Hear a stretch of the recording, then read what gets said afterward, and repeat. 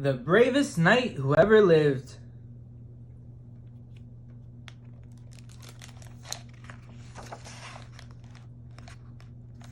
The Bravest Knight Who Ever Lived.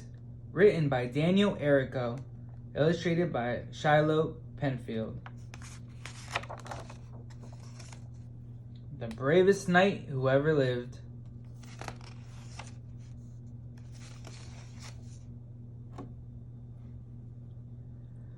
Once upon a time, inside a kingdom like your own, there lived a knight named Cedric, the bravest ever known. He grew up poor and honest on a humble pumpkin farm. He treated people well and kind and never did them harm.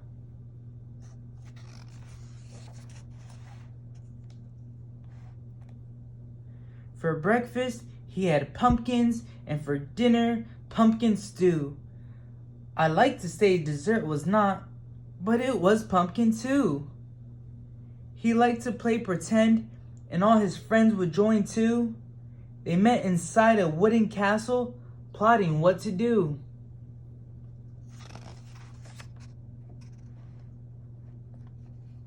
Before they started playing, he would dress up for every quest. Pumpkin armor on his head, on his arms, and on his chest.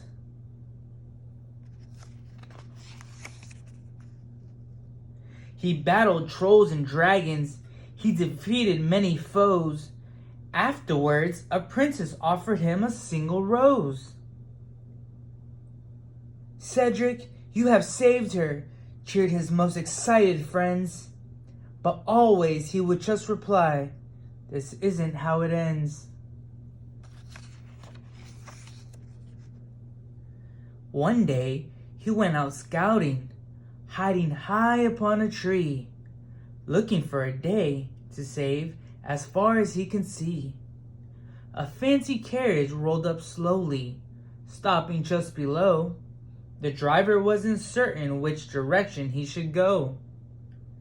Suddenly, a thief approached, disguised with cloak and a hood. Cedric knew the bandit wasn't up to any good. The driver ran away and left the carriage to the thief. Cedric peered from up above, behind an autumn leaf.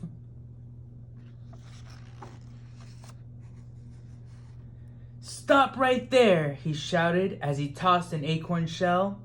It landed on the carriage roof and rang it like a bell. "Who's there?" replied the bandit as he peeked outside to see. "A dozen royal archers," Cedric answered from the tree. As Cedric shook the branches, 50 acorns tumbled down. The bandit fled the carriage to the woods away from town.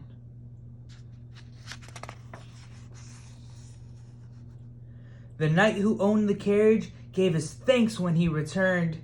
He offered to young Cedric all the lessons he had learned. "To be a knight," he lectured Cedric, "takes a special sort. It isn't always jousting and attending royal court. You must protect the weak, be always true, be always strong, and more than any other, you must see the right from wrong." "But," Cedric protested, "I am just a pumpkin farmer." "Now you are a squire," said the knight. "Now go get my armor."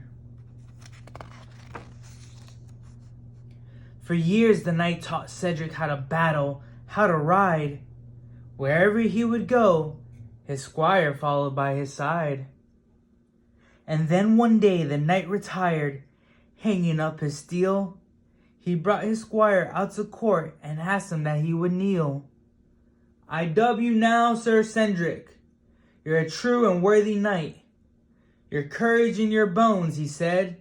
"Now go on and prove me right." So, off he set to find his path with nothing but his horse. Well, he also packed a piece of peppered pumpkin pie, of course. Somewhere on the road, between the here before the there, he came upon a blackened castle, desolate and bare. The sign read, "Dragon Castle, All you hero knights beware. Fury dragon breath awaits. Continue if you dare. He took his armor off so he could swim the murky moat. Just my luck, he mumbled, I forgot to pack a boat. In the yard he noticed rows of pumpkins in a patch. His family weren't as large, but they were otherwise a match. He donned his pumpkin armor as he'd done when he was young. Often we can find the answer back where we've begun.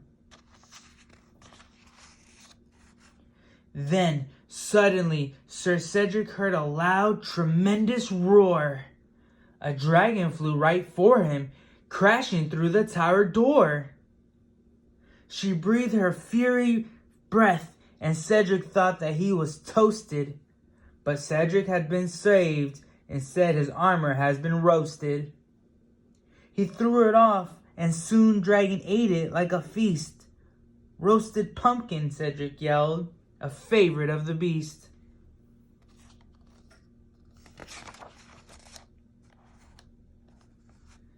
As the dragon chewed, Sir Cedric gathered pumpkin shells.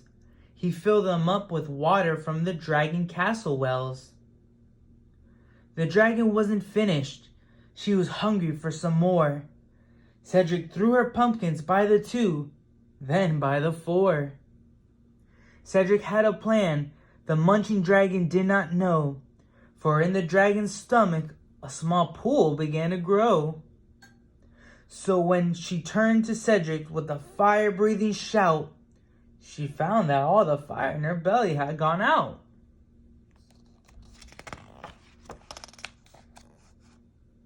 A prince and a princess ran outside to thank their fearless knight. That dragon took us, said the prince, but now we'll be all right. Cedric and the siblings made the lengthy journey back. The prince and Cedric walked along and shared a pumpkin snack. They talked about their home and their favorite games to play. The 2 of them grew close along the windy way. The queen and the king came out and gave their children royal hugs. They gave Sir Cedric gold and silk, much too fancy rugs. Cedric just refused, no matter how they tried and tried. But then the princess said that she would like to be his bride. Princess, you are kind, and I am glad that we are friends. But now I must be brave and say this isn't how it ends. There's someone else I love, and I believe we're meant to be. I'd like to wed the prince if he does feel the same for me. The prince was overjoyed, and yet the king a bit confused. At first he didn't understand. At first he had refused. But as she saw their faces, in his heart the truth was clear. His son was meant to find his knight. He needed doubt or fear.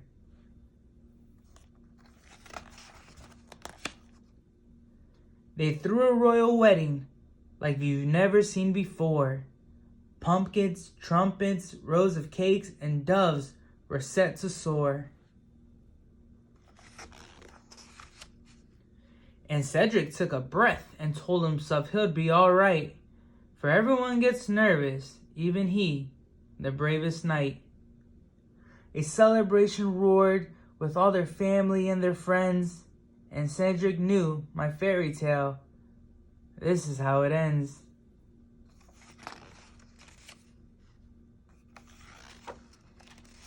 And they lived happily ever after.